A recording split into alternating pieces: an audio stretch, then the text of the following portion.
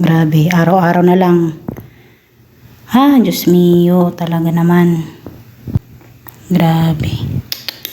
So ayan na nga mga kachika, ayan, kagagaling ko lang sa kwarto ko na naglaba mga kachika at syempre bumaba na ako kasi anong oras na naman, gabi na naman mga kachika at ito ang nadatnan ko.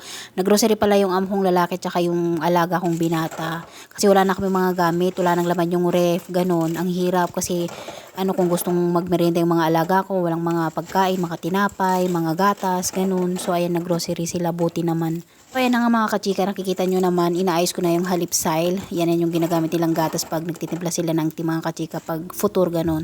At so ayan, at isinunod ko na rin na inaayos yung mga gatas sa ref mga kachika, yung laban, sa body.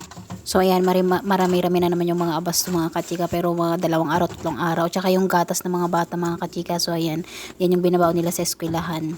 At yan yung mga luma na mga kachika, medyo nilagay ko na sa harap yung mga na nagamit na, para yung mga bago dun na sa likod. Yan mga kachika. Tsaka may carrots, yan, pipino, yan. Ang bilis maubos yan mga kachika kasi mantakin mo naman araw-araw yan yung ginagamit, di ba? So ayan mga kachika, yung pipino ginagamit ko yan sa salata, ganun sa salad, ganyan. At syempre yung ganyan yan din, yung carrots ginagamit ko din yan mga kachika. At sa gulay pag nagluluto ako, ganun, yung idam, ganun yung tawag nila dito mga kachika. At syempre isinunod naman natin tong anong tawag dito, hindi ko alam kung anong pangalan sa Pilipinas to mga kachika, pero meron to 'di ba, pero malalaki siya. Hindi, nakalimutan ko lang kung ano yung pangalan niya. Ang pangalan niya kasi dito yan yung kusa ba yan dito. Oo. Nakalimutan ko na, pero malalaki yan sa Pilipinas, 'di ba mga kachika? Yan dito maliliit. At syempre ayan yung talong din mga kachika, o 'di ba, fresh na fresh yung talong. Ang sarap na naman magprito mga kachika. So ayan, magpiprito ako bukas. Yan, 'di ba? Lagi akong nagpiprito, yung ganon, yung torta, ganun, 'di ba? Ang sarap-sarap. So ayan, konti lang binili nila ngayon, hindi gaano marami. At so ayan, may din, prutas mga kachika, yan, orange, nililinisan ko siya kasi ganun dito mga kachika pag gulay, ganun, gulay tsaka prutas. Pero yung gulay hindi ko na nilinisan kasi ganun din kapag niluto mo, lilinisan din. 'Di ba? So ay mga kachika, yung mga orange kasi, yan diretso na kinakain na nila yan mga kachika. Nilalagay ko naman sa ref yung mga yan, malinis na yung mga yan.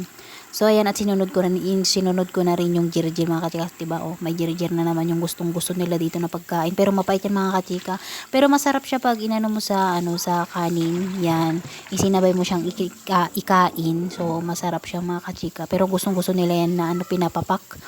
Yan, pero mapait. Nasubukan ko na. So ano yan? Another ukay-ukay again. Grabe talaga tong mga bata na to. Nakakasawa. Grabe, araw-araw na lang. Diyos mio, talaga naman.